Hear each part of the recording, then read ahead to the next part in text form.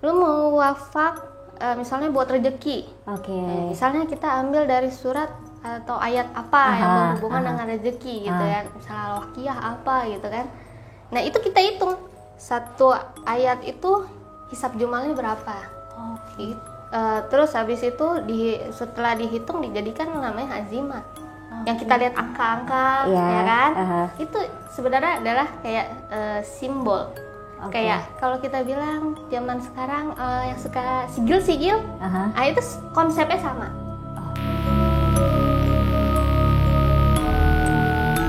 Setelah ketemu misalkan, udah jadi nih jimatnya, diritualin lah, dibacain sumpahnya apa segala macam.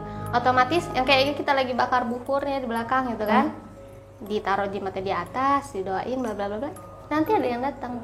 Kodamnya siapa? Nanti dicari. Oh, kodamnya si A, di bawahnya ada B, C, D.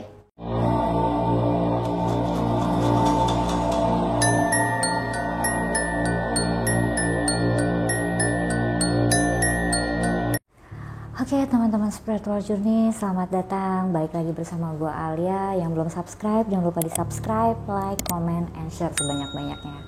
Oke, teman-teman SJ, kali ini gue bersama Rika. Perkenalkan. Halo, gue Rika dari Momensan juga ya. Momensan ya. Nanti link Instagramnya aku taruh di bawah ya. Buat teman-teman yang mau kepo tentang Rika, langsung aja di follow Instagramnya. Oke, kali ini Rika bakal ceritain tentang perjalanan spiritualnya sampai dia akhirnya memutuskan untuk menjadi yang seperti kalian lihat di Instagram. Gitu. Jadi kalau pengen tahu lagi lebih banyak tentang Rika, jangan lupa follow Instagram ya. Ya kan? Iya, iyalah. Oke, teman-teman, sebelum kita mulai perjalanan Rika, saksikan dulu iklan yang berikut.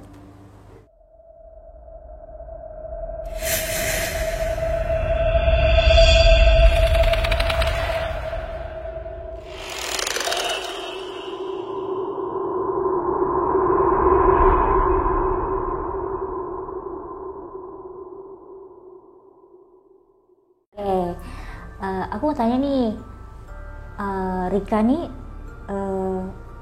dari awalnya memang sudah peka apa gimana? Dari awal, ya, cuman kayak gimana ya?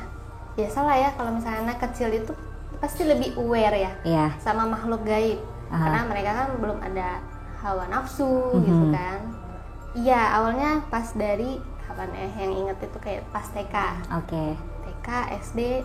Kok makin kesini makin jelas gitu, tapi anggapnya ya biasa lah ya, kan semua orang kayak zaman pas sekolah ada cerita hantu lah apa segala macam, jadi nganggapnya ya biasa aja ngeliat kayak gitu Emang makhluk gaib itu ada di sekitar kita gitu, jadi ya udahlah gitu. Gara-gara itu kalau dibilang melihat ya, untuk melihat gaib. Kalau kata-kata orang sekarang kan, kalau udah bisa ngeliat dari kecil tuh dibilang anak indigo. Oh, indigo. Oh iya. Bener gak begitu kan? Sekarang kan banyak yang bilang indigo gitu. Kalau yang bawaan lahir, ibaratnya itu kan bawaan lahir dong. Itu dibilangnya, bisa dibilang katanya anak indigo. Rika sendiri mengiyakan tidak? Enggak. Karena gini, indigo itu ingat gak sih zaman dulu tuh yang pas kita lagi rame-rame awal-awal tahun 2000 ya? Indigo gitu kan. Sedangkan indigo yang dipersepsikan itu adalah orang yang memiliki kemampuan khusus ya. Maksudnya bukan hanya melihat gaib gitu.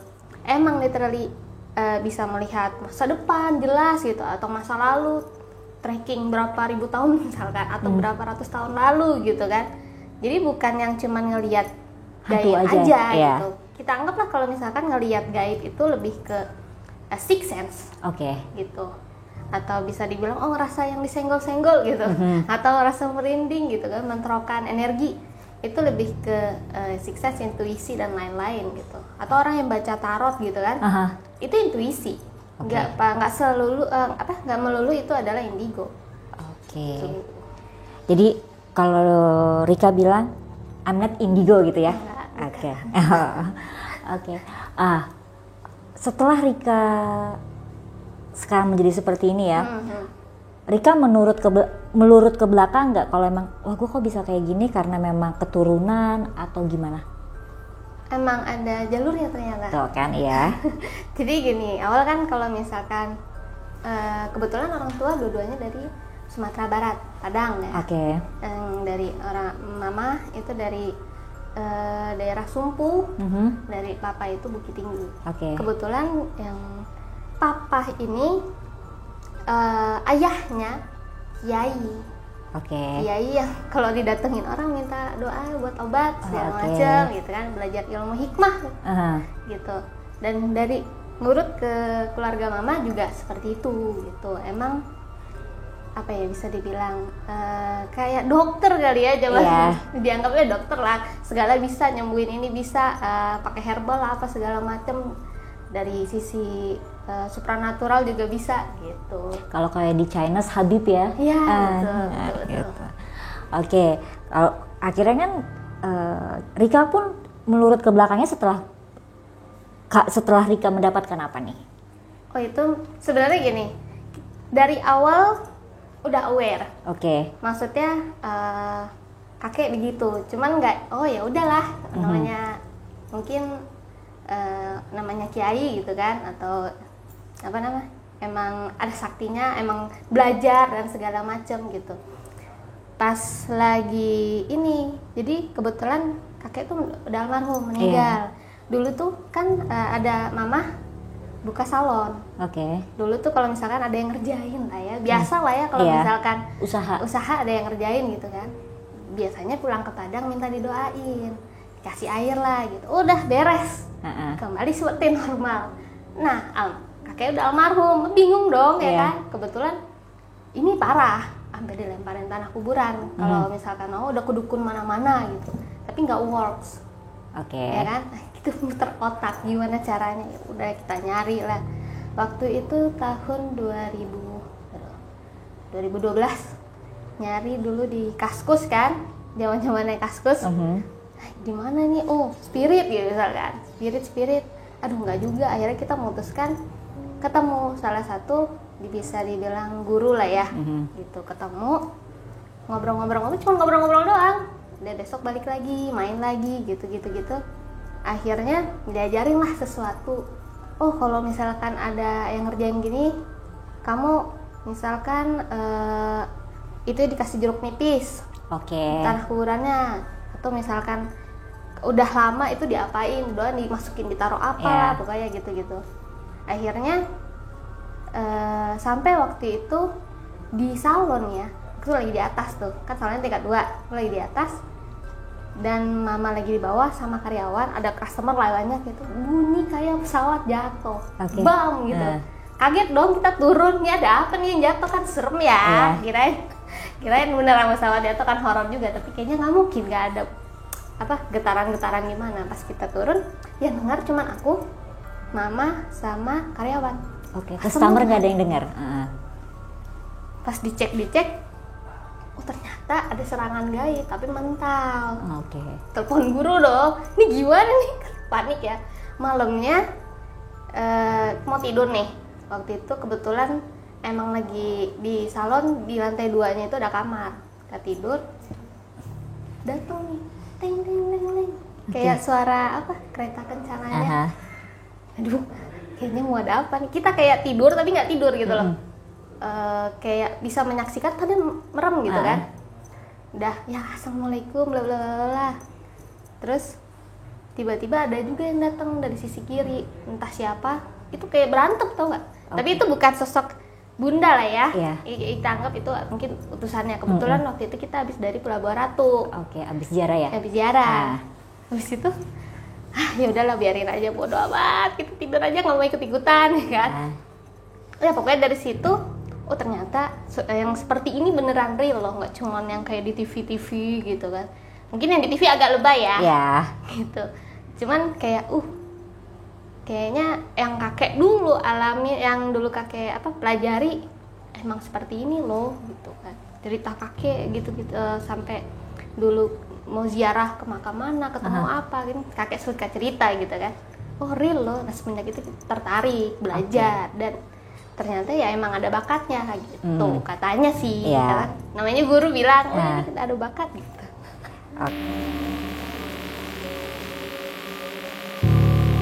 Oke. Akhirnya mutusin deh tuh ya untuk belajar. Ya, belajar. Untuk yang oke nih, gue coba gue belajar. Jadi gue biar nggak cari-cari lagi kalau ada apa-apa Iya, betul, Iya betul. kan? Duit ya. Ya. Gitu. Misalkan ke mbah mana, yai mana, ya kan Pasti nggak ada mungkin. maharnya ya. Iya. Iya. Gitu. Jadi kita aja yang belajar gitu kan. Ketemu guru, cari guru apa memang dari keluarga? Nggak, dia emang ketemu guru. Dari yang guru pertama, terus ketemu guru siapa, ke siapa, itu dikenalin semua. Oke. Dari akunya nggak minta, mungkin emang jalannya dipermudah ya. Misalkan ada yang ke guru A nih, dia dulu rumahnya di Kemayoran, orangnya sederhana biasa gitu, terus ketemu kenalin sama guru yang satu, udah mencar kemana-mana, dari situ bercabang. Makanya sampai sekarang gitu. Nah, pertama kali lo belajar kayak gitu tuh disuruhnya ngapain? Ini yang pertama kali ya. Ya.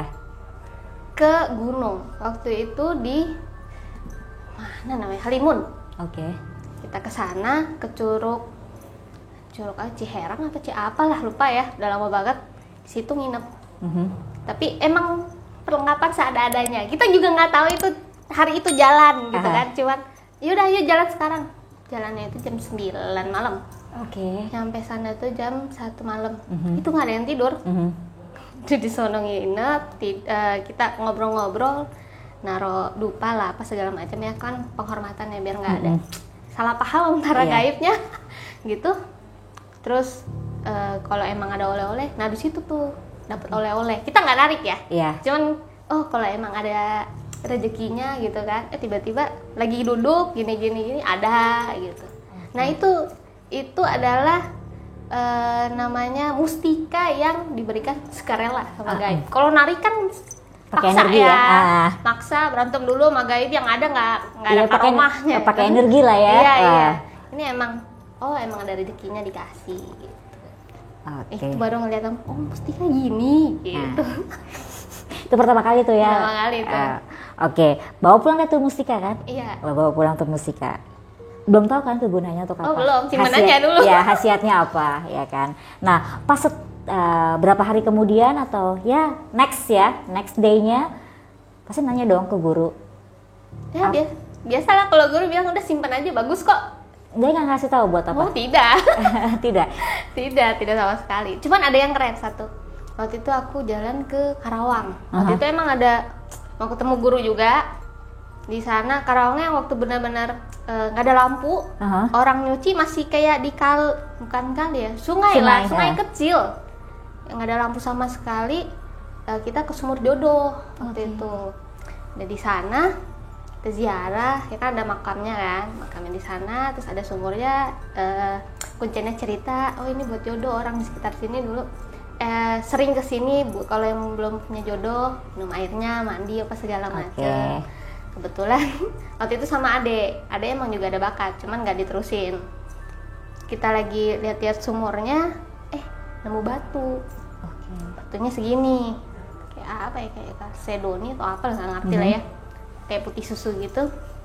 Kasih lihat ke kuncinya, wah ini mah calon-calon sumurnya ditutup. Kenapa mbak? Iya, soalnya ini kayaknya emang dari mustikanya dari sumur ini ngasih ke kita gitu. Besoknya emang ditutup. Karena udah nggak ada khasiatnya lagi ya. Terus beneran ditutup. Udah kan sumurnya bulat gitu kan. Udah ditutup di semen. Ya udah nggak ada khasiatnya buat apa ya? Iya, emang airnya kan dikit kan, bukan kayak sumur yang buat konsumsi gitu kan.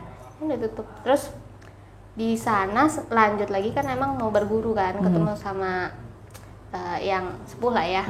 Itu di situ kita disuruh meditasi tengah malam, terus minum kelapa campur air, telur mentah 2 biji, apa segala macam. Nah, zaman-zaman bahala kan kita ikut aja dulu urusan masuk nggak masuk atau apa ya belakangan. Ternyata biasa aja, nggak ngerasa yang gimana gitu. Belum. Cuman setelah diurut-urut makin kesini, ternyata aku tuh nggak cocok yang kayak gitu. Jadi ngurutnya balik lagi ke kakek. Kakek kan ahli hikmah, dia belajar falak. Jadi kita cocoknya lebih ke bikin wafat. bikin jimat, Oke. hitung falak dan lain-lain Iya. gitu. Akhirnya kita belajar sama guru juga sepuh di Taman Mini. Taman Mini. Banyak sih, Taman Mini juga ada, di Karawang ada, terus ada di dekat sini juga ada. Oke. Nah, berarti mau nerusin jejak kakek nih ya? Iya, jadinya nulisin jejak kakek nih, Iya kan, yang terus- lebih ke, saya melihat ini gitu, atau ritualan-ritualan yang seperti apa, yang kayak Jimmy gitu, nggak ngelewatin yang sampai sejauh itu gitu. Emang udah langsung pindah jurusan gitu. Iya, langsung belok aja ya. Belok. Oke, karena memang lu nya juga nggak comfort kali ya, ya. Jadi lebih, oh ya gue memutuskan untuk yang seperti kakek. Iya. Oke, memang di situ juga sih memang jalan lo ya. Iya, mau gimana lagi? Iya. Diterusin ikut acara ini, cari itu, ya nggak masuk. Iya, kayaknya mental ya. Mental. Gitu. Oke, akhirnya lo mutusin untuk yang nerusin jejaknya kakek. Nah, lu dengan nerusin jejaknya kakek, berarti kan ada yang harus lo kerjain juga. Nah, contoh-contoh yang harus lo kerjain itu apa aja? Contohnya ya kayak biasa, misalkan kita harus puasa. Oke. Terus puasa biasa aja, puasa multi juga ada. Cuman yang sampai 40 hari ya kayak si Jimmy bilang. Iya, 41 jatuh bangun hari. ya, jatuh bangun 3 hari, aduh gak kuat gitu. 7 hari ya. Terus juga misalkan baca amalan, Oke. salawatan segala macam, atau misalkan kita udah bikin jimat nih, terus kita harus cari kosam tuh kayak sumpahnya ke gaib yang ada di jimat lah kita bilang. Oke. Nah di situ kita baca berapa kali, ada 1000 kali, ada 90 kali, tergantung lah ya, tergantung itu jimatnya apa, buat apa, hitungannya bagaimana, itu ada hitungan semuanya gitu. Oke. Nah, tadi yang lo bilang jimat itu tergantung, semuanya ada hitungannya, ada iniannya. Nah, cara ngitungnya itu dari nama, dari apa nih gitu?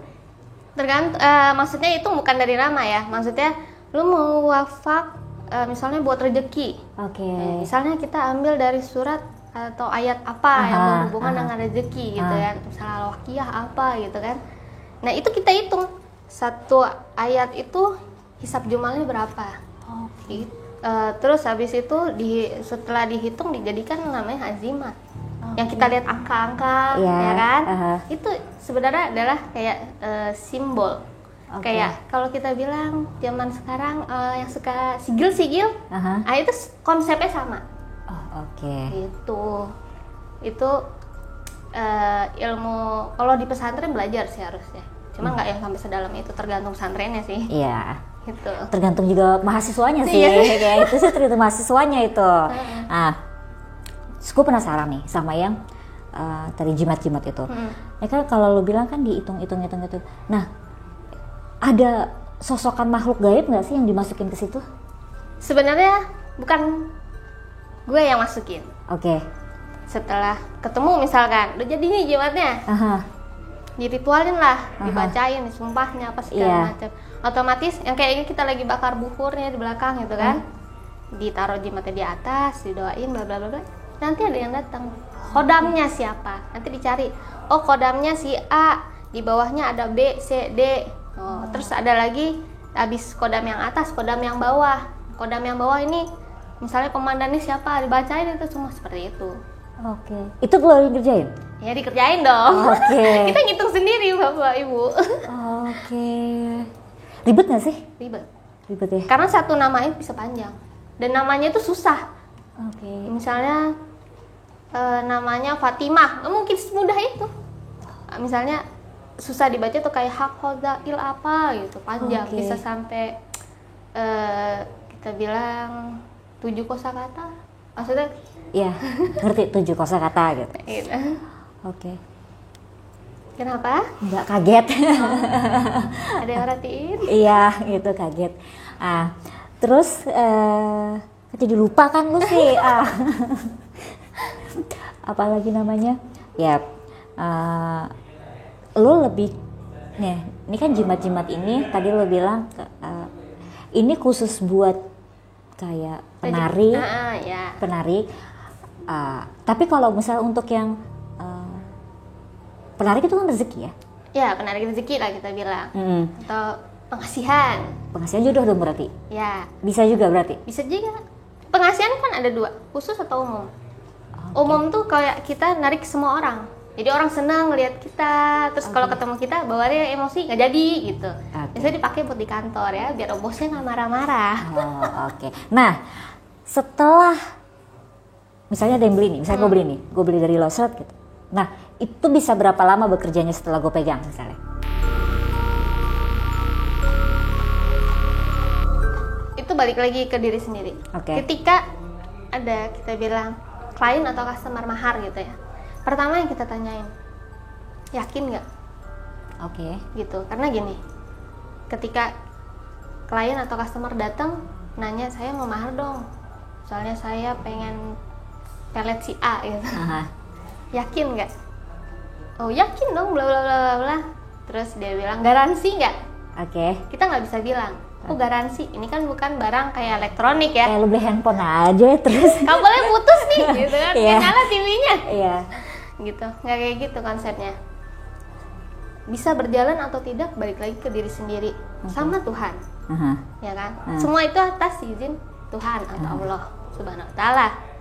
Gitu. Terus kok nggak works nih, udah di ini diri kita ragu. Kenapa bisa kita bilang diri kita ragu? Kita ragu, kita mau doain, khodamnya juga ragu. Lo aja nggak percaya sama gue, ngapain gue kerjain? Nah gitu, cuman itu doang sih. Cuman selama ini punya customer atau klien ya, kalau sudah melewati fase itu, maksudnya nggak mahar, yakin, pokoknya mungkin ini jodohnya nih, jimatnya, work saja. Alhamdulillah, jangan sampai nggak, ya Allah. Iya, jangan sampai.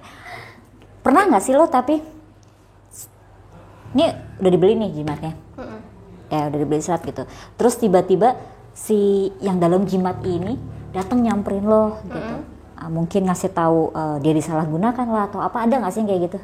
Sampai sekarang nggak ada, berarti alhamdulillah nggak yang sampai kayak gitu. Soalnya kita dari awal tuh kita udah ngasih tahu.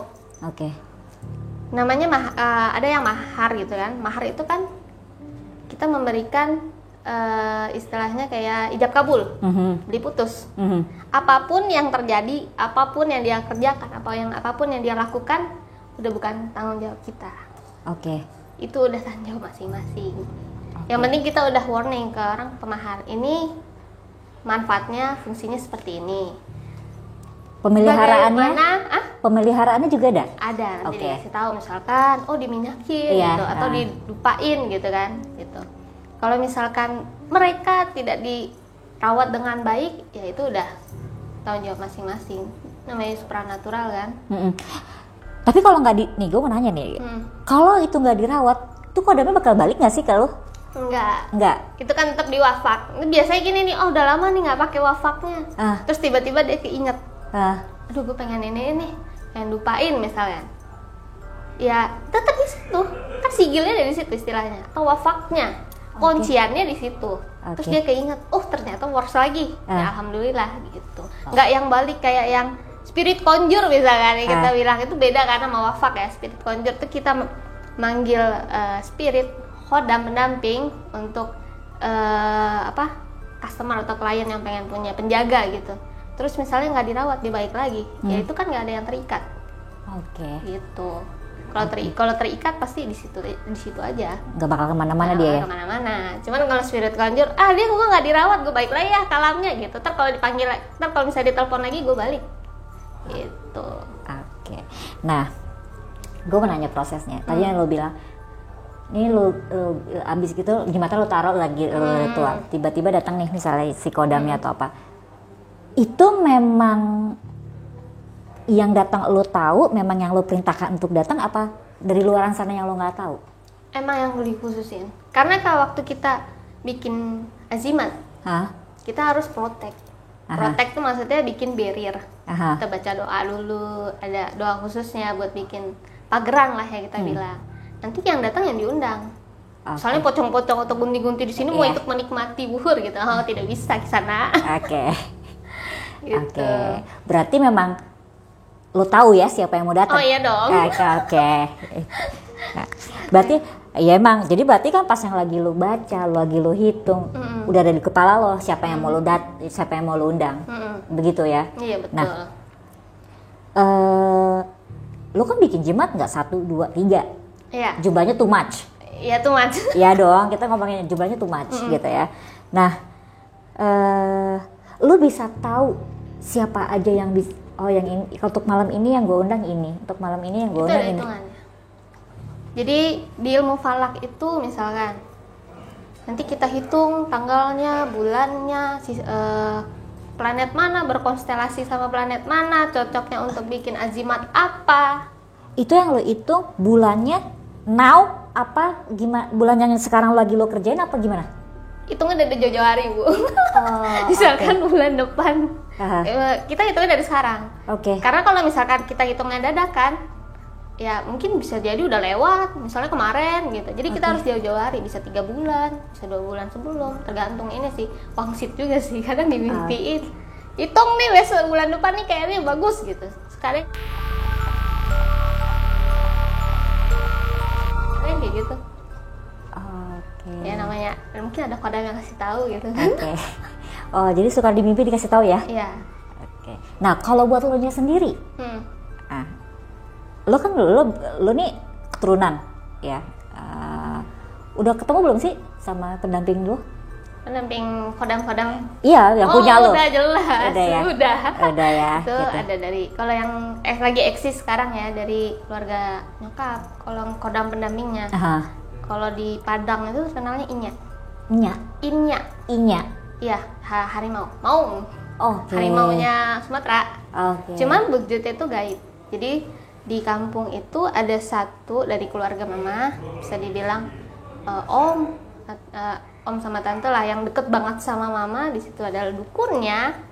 Nah di situ punya kodam. Nah namanya adalah ya pokoknya jenisnya harimau. Jenisnya begitu gitu, aja ya. Gitu harimau Sumatera aja.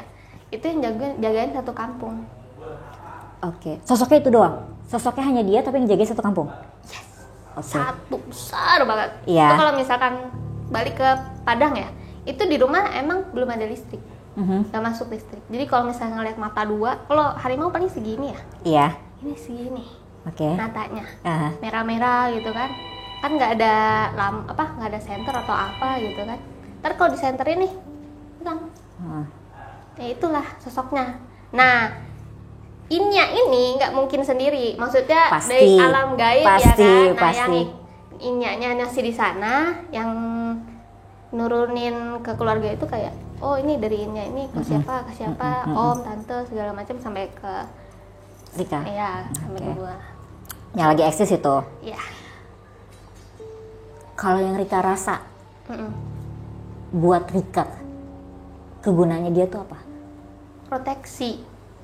Terus pengasihan juga, jangan salah. Karena kan bilang kan ya, harimau itu bawaannya emosi ya. Wibawa ya kan, karismanya laki gimana, cool segala macam. Kasihan juga sebenarnya, karena sosoknya ini, harimaunya ini kan bisa mewujud, jadi human, manusia ya kan, itu wanita. Gitu. Jadi selama emang awal-awal kan kita belum tahu ya, emang kalau dilihat orang kita judes, jutek apa segala macam gitu. Pas makin kesini makin kenal sama kodam leluhur gitu kan, makin dekat. Ternyata dulu tuh biar nggak bergaul sama yang ya geng-geng itulah, yang agak kurang-kurang ya, yang nakal-nakal nggak boleh. Jadi kita dijaga jarak lah temenannya gitu misalkan, kalau nggak salah gitu kata keluarga kan. Ternyata makin kesini terbuka, bisa bikin orang seneng juga sama gue gitu. Berarti yang kalau yang itunya pas ke belakangan, kalau yang sebelumnya lo ngerasa cuma proteksi ya? Iya. Dia ngepilih-pilih ya? Bener banget. Jadi yang buat temen tuh emang semua orang baik sama gue.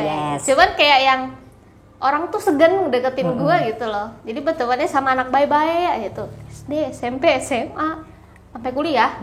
Pas udah kuliah, pas udah kenal sosoknya ini, ternyata begitu maksudnya. Berarti lo baru ketemu sosoknya ini pas kuliah? Maksudnya mendekatkan diri. Awal kali lo melihat sosoknya? Itu SD. SD apa? Ngehnya tuh SD. Ngehnya SD. Mulai berkomunikasi dengan beliau? Nggak berani. Dia mah cukup tahu. Kita nggak tahu waktu itu kode mendamping kita. Kayak sesekali ngeliat dia mewujud gitu, gede. Si mama juga di rumah kan suka ngeliat gitu kan, udah nggak apa-apa tidur aja gitu katanya. Itu nggak itu kode pendamping. Nggak itu semenjak ada yang namanya stasiun acara TV, kodamnya gitu-gitu. Mulai bertanya lah, ceritakan lah urutannya gini. Oh gitu, oke. Berarti lo nggak kayak Jimmy ya, yang harus melalang buana kemana-mana ya? Iya, emang dari keluarga mau gimana? Iya, udah terima jadi ya? Iya, terima jadi. Tinggal ampas dikit doang gitu. Iya, enggak. Apa namanya? Si beliau ini kan turut campur banget nih ya sama lo nih, banget nih ya. Gitu. Sometimes lo ada ngerasa apa ya? Gue bingung ngejelasinnya.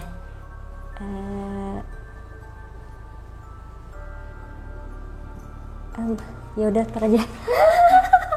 Ganti jangan ya. Kesurupan ya, Enggak, aku enggak, tenang aja. Jalitan repot. Enggak, tenang aja, insya Allah. Apa namanya? Lu pernah nggak sih ngobatin orang yang sakit? Penyakit dalam? Penyakit paket? Oh, paketan ya. Pernah. Tapi posisinya dia nggak di sini. Ya. Jadi dia itu di NTB. Di Surabaya dulu. Oke. Dia chat, Kak, aku begini gini, aku kayaknya kena santet deh. Dia itu dosen, dosen apa namanya, ahli yang bikin desainer segala macam ya. Terus aku kayaknya disantet sama temen dari sekantor lah. Iya. Terus dia punya usaha, usahanya juga mendadak sepi.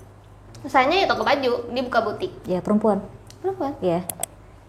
Kok kamu bisa ngerasa gini? Pas lihat fotonya, Masya Allah, kayak dibungkus tuh kulit doang. Oke, terus banget tuh berarti. Udah parah banget. Oke. Akhirnya pas kelar dicek, terus ya doain lah, maksudnya cari wangsit, cocoknya apa? Karena kan tiap orang datang kasusnya beda-beda kan. Oh, udah ketemu, kamu pakai wafak ini gitu, terus mandi segala macam. Nanti misalnya wafaknya direndam buat mandi, kasih minyak segala macam. Selang seminggu ada perubahannya itu dari sisi dia nggak pernah sakit di daerah tertentu. Dulu sakit mulu katanya, udah hilang. Cuman namanya orang jahat ya, gas terus ya kan, gas terus. Akhirnya oh ya udah, kamu pakai yang selalu dibawa deh. Jadi dibikinin waktu itu liontin, kayak gini lah yang istilahnya liontin. Gitu kan, nggak kelihatan orang kan, pakai aja terus gitu kan. Kalau wafat kan kadang ketinggal atau masukin tas gitu kan, karena bentuknya kan kertas dilipat gitu kan. Udah gitu ada perubahan, usahanya mulai rame segala macam. Dia dapat modal di NTB buat buka guest house. Pindahlah dia ke sana. Pas lihat fotonya sekarang, bersih, makin cantik, makin berat badannya udah mulai normal ya. Terus usaha suaminya juga makin besar, guest house-nya rame terus. Maksudnya pas corona gini kan, guest house kan sepi ya, dia rame terus. Walaupun ya orang-orang sekitar kali lagi mau ngapain kita nggak tahu. Kayak gitu. Ya alhamdulillah sekarang dia cuma nikmatin hidupnya buat ke pantai, mancing, masak-masak, pulang. Enak lah ya sekarang. Iya, ya. udah enak. Pokoknya kayak gitu. Punya pertanyaan nggak? Nggak.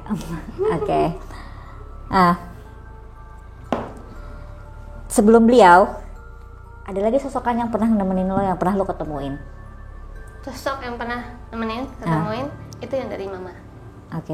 Ya, wujudnya juga Inya, tapi dia lebih tua. Maksudnya untuk ukuran penampakan dari wujud kayak nenek-nenek. Makanya sekarang namanya mama tuh bawelnya kadang ngeselin ya. Oh ini enggak, ngasih tahu pelan-pelan. Emang jadi kebawa ke sifat gitu. Itu dari mama sendiri sih. Terus dari om juga ada, tapi sosoknya laki-laki, tapi wujud lainnya ini juga. Emang kayak turunnya semuanya pada begitu wujud ya nggak beda-beda ya. Iya. Gitu. Ada yang lucu nih dulu, kasus pelet. Lebih tepatnya dia mau pelet istrinya sendiri. Oke. Bingung nih, dia pacaran sekantor, suami istri satu kantor, istrinya pacaran sama teman kantor, udah tidur segala macam. Terus dia konsultasi. Itu kan harus, kalau mau pelet tuh harus ada syaratnya. Minta foto, tanggal lahir, nama lengkap. Itu buat dihitung juga tuh. Iya. Dihitung hisapnya, cocoknya apa, segala macam. Nanti kodamnya nyuruhnya pelet A ke pelet targetnya ke A misalkan. Kenapa datanya mesti lengkap? Nanti bisa salah sasaran. Misalnya namanya Mawar. Nama Mawar kan nggak cuma satu orang ya, makanya kita perlu data lengkap. Terus juga nama orang tua segala macam. Binti ya? Iya, bintinya siapa kayak gitu-gitu.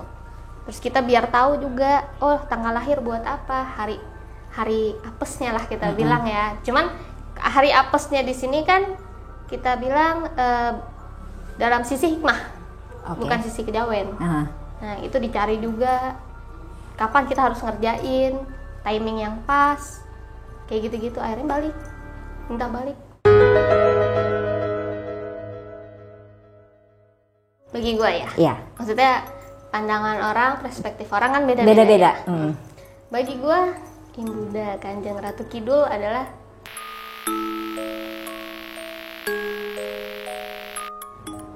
sosok entitas yang benar-benar besar. Yes. Besarnya ini nggak hanya kalangan Jawa aja. Iya. Ternyata di luar negeri juga ada, misalnya kayak di Thailand atau di mana, Malaysia juga ada, atau di mana lah, di